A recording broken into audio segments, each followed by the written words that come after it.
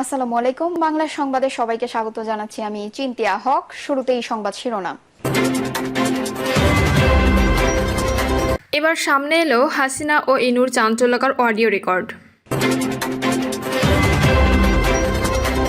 এদিকে নরসিংদীতে বিএনপি দু গ্রুপের সংঘর্ষে গুলি, ককটেল বিস্ফোরণ, গুলিবিদ্ধ 2। জানাবো কাঁচামরিচের কেজি সকালে 300 টাকা, বিকেলে 200 টাকা। নির্বাচিত সরকার প্রতিষ্ঠা না করা পর্যন্ত আন্দোলন চলবে, বলছেন শামসুজ্জামান দুদু। এবং সর্বশেষ জানাবো শেখ হাসিনার মতো নারী স্বৈরাচার পৃথিবীতে কেউ ছিল না, বলছেন কর্নেল জেহাদ খান। শুনছিলেন সংবাদ শিরোনাম, এবারে বিস্তারিত। এবার সামনে এলো হাসিনা ও ইনুর চাঞ্চল্যকর অডিও রেকর্ড। গত বছরের 5ই আগস্ট ছাত্র জনতার অভ্যুত্থানে শেখ হাসিনা প্রধানমন্ত্রীর পদ থেকে পদত্যাগ করে ভারতে পালিয়ে যান। এরপর থেকে একের পর এক ফাঁস হচ্ছে নানাজনের সঙ্গে তার ফোনালাপ। এবার জাতীয় সমাজতান্ত্রিক দলের সভাপতি ও সাবেক তথ্যমন্ত্রী হাসানুল হক ইনুর সঙ্গে শেখ হাসিনার কথোপকথনের একটি অডিও রেকর্ড ফাঁস হয়েছে। 5 মিনিট 34 সেকেন্ডের অডিওটিতে হাসানুল হক ইনু শেখ হাসিনাকে বলছেন, আপনার ডিসিশনটা খুবই কারেক্ট হয়েছে মাননীয় প্রধানমন্ত্রী। আপনি একটু দয়া করে অ্যারেস্ট করে ফেলতে বলেন সবাইকে, তাহলে আর মিছিল করার লোক থাকবে না। এর সময় শেখ হাসিনা ইনুর কথার সম্মতি দিয়ে বলেন, আমরা রণক্ষেত্রের সাথী। এরপর ইন্টারনেট চালুর আহ্বান জানিয়ে ইনু বলেন, ইন্টারনেট চালু করতে বলেন, এটা আমাদেরই কাজে লাগবে, কারণ আমরাও সমস্যায় পড়ছি। যদি ইন্টারনেট থাকে তাহলে নিউজ দিয়ে মিডিয়া ফ্ল্যাট করে দিতে পারবো। জবাবে শেখ হাসিনা বলেন, কিভাবে ইন্টারনেট চালু করব? ওরা ইন্টারনেট পুড়িয়ে দিয়েছে, ইন্টারনেট আমি আর চালু করতে পারবো না, অন্য সরকার এসে করলে চালু করবে। ইনু বলেন, বাংলাদেশে আর অন্য সরকার আসবে না। জামাত শিবিরকে ধরার পরামর্শ দিয়ে জাসদ সভাপতি বলেন, জামাত শিবির আবারও এক্সপোজড হয়েছে, এই সুযোগে তাদের মেরুদণ্ড ভেঙে দেন। ইনু পরামর্শ দেন শিবিরের তালিকা করে সবগুলোকে ধরে ফেলতে, তাতে সায় দেন শেখ হাসিনা। এর আগে ইনু বলেন, এখনো পর্যন্ত যা সিদ্ধান্ত নিয়েছেন তার সবগুলোই ঠিক আছে। এর আগে ঢাকা দক্ষিণ সিটির সাবেক মেয়র শেখ ফজলে নূর তাপসের সঙ্গে শেখ হাসিনার একটি অডিও রেকর্ড ফাঁস হয়, সেটিও গণভ্যুত্থান চলার সময়। এছাড়া আওয়ামী লীগ সরকারের পতনের পর গত 1 বছরে শেখ হাসিনা হাফ ডজনের বেশি কল রেকর্ড ফাঁস হয়েছে। নরসিংদীতে বিএনপি দু গ্রুপের সংঘর্ষে গুলি, ককটেল বিস্ফোরণ, গুলিবিদ্ধ 2। নরসিংদী সদর উপজেলার পাঁচদোনা মোড়ে সিএনজি স্টেশনের দখল, চাঁদাবাজি ও আধিপত্য বিস্তারকে কেন্দ্র করে বিএনপি দু গ্রুপের মধ্যে দফায় দফায় সংঘর্ষে গুলি, ককটেল বিস্ফোরণ ও ধাওয়া পাল্টা ধাওয়ার ঘটনা ঘটেছে। এ ঘটনায় পুলিশের গাড়িতে হাত বোমা নিক্ষেপের ঘটনাও ঘটেছে। এ সময় গুলিবিদ্ধ দুজনকে উদ্ধার করে নরসিংদী সদর হাসপাতালে ভর্তি করা হয়েছে বলে জানা গেছে। গতকাল রাত 9:30টায় শুরু হয়ে রাত 11:30 পর্যন্ত পাঁচদোনা মোড় এলাকা থেকে সংঘর্ষ হয়। তবে পুলিশ ঘটনাস্থলে উপস্থিত হলেও পরিস্থিতি নিয়ন্ত্রণে আসেনি। গুলিবিদ্ধরা হলেন পাঁচদোনা এলাকায় তাজউদ্দিনের ছেলে হামিদ মিয়া, বিল্লাল মিয়ার ছেলে হাসান মিয়া। এর আগে গত 24শে ডিসেম্বর এই দুই গ্রুপের সংঘর্ষে একই ইউনিয়নের শ্রমিক দলের সভাপতি আলম মিয়া গুলিবিদ্ধ হয়ে নিহত হন। পুলিশ ও স্থানীয় সূত্রে জানা যায়, আধিপত্য বিস্তার, ফুটপাত থেকে চাঁদাবাজি ও পাঁচদোনা মোড়ের সিএনজি স্টেশন দখল নিয়ে গত বছরের 5ই আগস্টের পর থেকে বিরোধ শুরু হয় ইউনিয়ন বিএনপির সহসভাপতি লালু মিয়া ওরফে লাল মিয়া ও বিএনপির কর্মী মোস্তাদেক হোসেনের মধ্যে। এই নিয়ে তাদের মধ্যে থেকে থেমে থেমে শুরু হয় সংঘর্ষ, হামলা ও পাল্টাপাল্টি ধাওয়া। সর্বশেষ গতকাল রোববার সন্ধ্যা 7টার দিকে দুই গ্রুপের সংঘর্ষ শুরু হয়। একাধিক ককটেল বিস্ফোরণের ঘটনা ঘটে এবং দুই গ্রুপ মুখোমুখি অবস্থান নেয়। এ সময় গোলাগুলির ঘটনা ঘটে, এতে 2 জন গুলিবিদ্ধ হয়, তাদেরকে হাসপাতালে নেওয়া হয়েছে। রাত 11:30 পর্যন্ত প্রতিবেদনে লেখা পর্যন্ত থেমে থেমে সংঘর্ষ চলা তথ্য নিশ্চিত করেছে পুলিশ। নরসিংদী সদর সার্কেলের অতিরিক্ত পুলিশ সুপার মোহাম্মদ আনোয়ার হোসেন শামীম বলেন, আধিপত্য বিস্তারের জেরে বিএনপি দুই গ্রুপের সংঘর্ষ চলছে, 2 জন গুলিবিদ্ধ হয়েছেন। পরিস্থিতি পুলিশের নিয়ন্ত্রণে নেওয়ার চেষ্টা চলছে। হতাহতের ঘটনা ঘটে থাকতে পারে, এখনই নিশ্চিত করছি না। কাঁচামরিচের কেজি সকালে 300 টাকা, বিকেলে 200 টাকা। রাজধানীর বাজারে কাঁচামরিচের দাম বেড়েছে। আজ সকালের দিকে খুচরা পর্যায়ে প্রতি কেজির দাম 300 টাকা পর্যন্ত ওঠে, তবে দিন গড়িয়ে বিকেলের দিকে দাম কমে যায়। সন্ধ্যার দিকে প্রতি কেজি বিক্রি হয়েছে 200 টাকার আশপাশের দরে।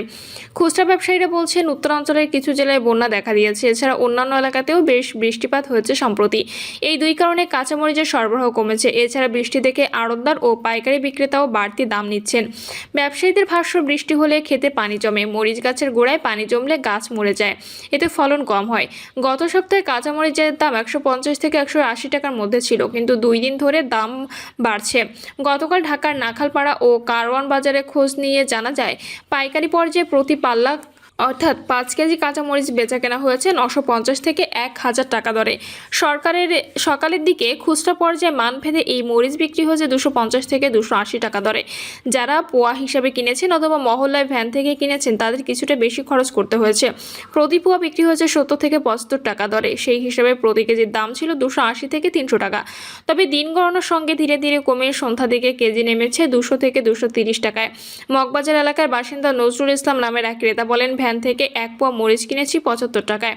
মরিচের দাম এত হলে মানুষ চলবে কিভাবে? কারওয়ান বাজারের সবজি বিক্রেতা আনোয়ার হোসেন বলেন, এই সময় বগুড়া, যশোর, চুয়াডাঙ্গা, কুষ্টিয়া ও রংপুরে বেশি কাঁচামরিচ হয়।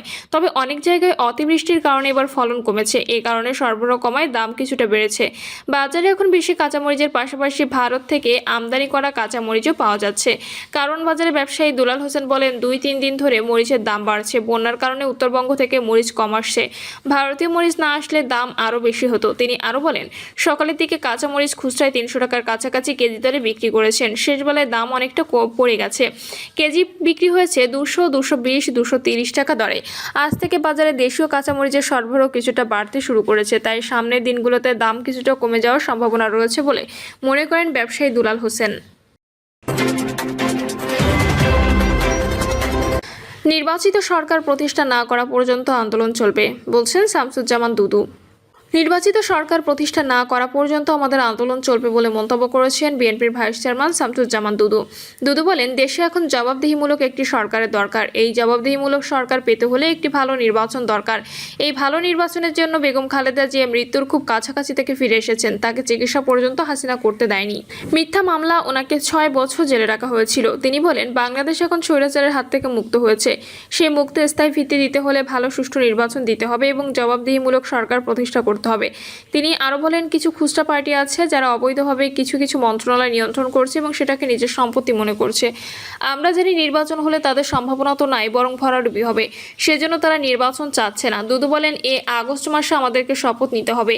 নির্বাচিত সরকার প্রতিষ্ঠা না করা পর্যন্ত আমাদের আন্দোলন চলবে। এই আন্দোলন সমাপ্তি হবে না, কারণ জবাবদিহিমূলক সরকার মানুষের প্রতিশ্রুতিবদ্ধ থাকে, মানুষের কথা শুনতে বাধ্য, দেশ বিদেশে গ্রহণযোগ্যতা পায়, আইন মতো চলে, বিশ্বের সমর্থন পায়। আগামীতে গণমুখী রাজনৈতিক ব্যবস্থা যদি প্রতিষ্ঠা করতে হয় তাহলে নির্বাচিত সরকার অবশ্যই প্রতিষ্ঠা করতে হবে। শেখ হাসিনার মতো নারী স্বৈরাচার পৃথিবীতে কেউ ছিল না, বলছেন কর্নেল জেহাদ খান। জামাতের কেন্দ্রীয় মজলিসের শুরা সদস্য অধ্যাপক ডক্টর কর্নেল জেহাদ খান বলেছেন, শেখ হাসিনাই পৃথিবীর প্রথম নারী স্বৈরাচার। আমরা ইতিহাসে অনেক স্বৈরাচারের নাম শুনেছি, ফেরাউন, নমরুদ, স্টালিনের নাম শুনেছি, কিন্তু এমন কোনো নারী স্বৈরাচারের নাম শুনিনি।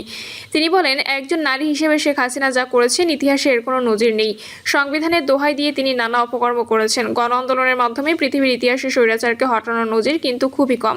জনতার আন্দোলনে ফ্যাসিবাদকে হটানো কিন্তু খুবই কঠিন। বাংলাদেশ জামাত ইসলামের উদ্যোগে জুলাই ঘোষণা এবং জুলাই সনদের আইনি ভিত্তি প্রদান ও আমাদের করণীয় শীর্ষক জাতীয় সেমিনারে মূল প্রবন্ধ উপস্থাপন করেন বাংলাদেশ সুপ্রিম কোর্টের আপিল বিভাগের আইনজীবী অ্যাডভোকেট মোহাম্মদ শিশির মনির। অধ্যাপক ডক্টর কর্নেল জেহাদ খান বলেন, আমার যুক্তরাষ্ট্র প্রবাসী বড় ভাই জানিয়েছেন তাকে বিভিন্ন দেশের মানুষ জিজ্ঞাসা করে, তোমরা কিভাবে এটা করতে পারলে?